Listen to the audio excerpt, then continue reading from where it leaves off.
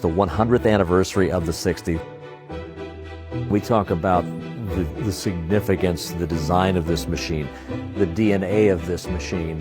It still threads through today with our products. Absolutely. This was a game changer, and everyone knew it was a game changer.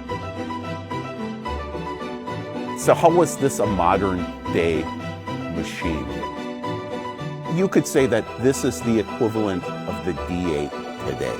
The undercarriage, the tracks, the systems that our machines kind of run on today all come from C.L. Best and from this machine. He knew manufacturing, he knew design, and he knew how to make a quality machine.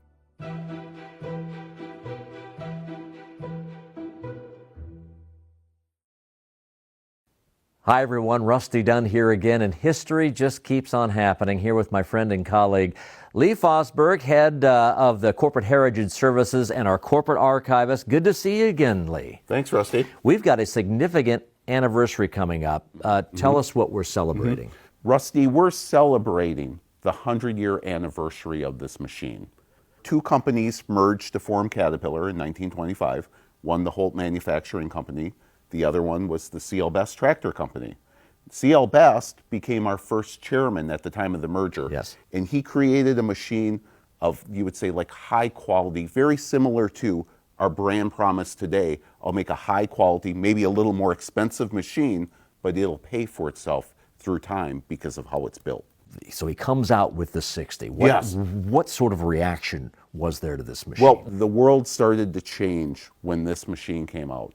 You know, for example, before, the majority of our machines were used for agriculture, right? That's how the track-type tractor, invented by Benjamin Holt, that's what he used it for. A farming application, that's common. This, because of the durability and the horsepower and the strength behind it, was really one of the first successful machines pushing dirt.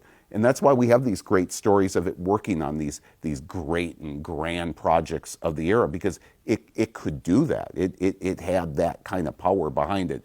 These machines were used to build like Hoover Dam. They were used to build the Zuider Zee Canal. They were a global product.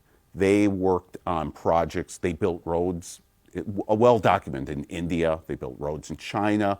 These tractors, which we have some great photos of, they actually brought the letters of the Hollywood sign in Hollywood.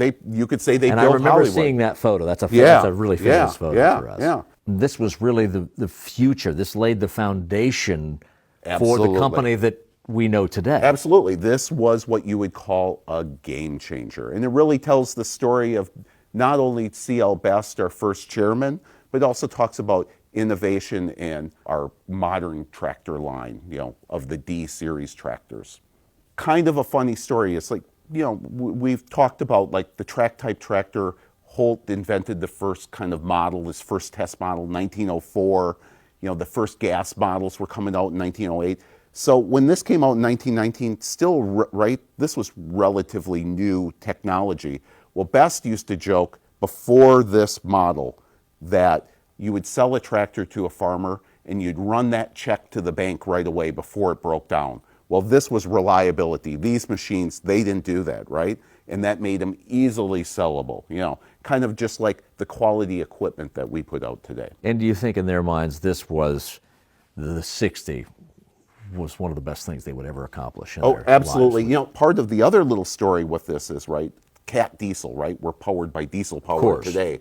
Well, that came from an idea from Best where he saw in 1915 at a World's Fair Rudolf Diesel's engines. And he was like, how can I apply that to one of my machines? Well, after the merger, he was able to do that. And this was our big popular machine. It was, you know, the Cat 60 at that time. So we came out in 1931 really with our first diesel engine on, you would say, the frame of a 60.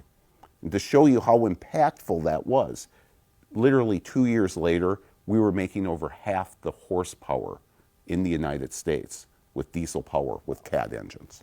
Isn't it interesting with people like C.L. Best? These aren't folks who worked in the office. They were true inventors. Yes, yeah. And you think about the impact still today with our machines. Well, you know, C.L. Best father, whose name was Daniel Best, he was a master inventor himself. He was in the tractor business. He made those big steam tractors.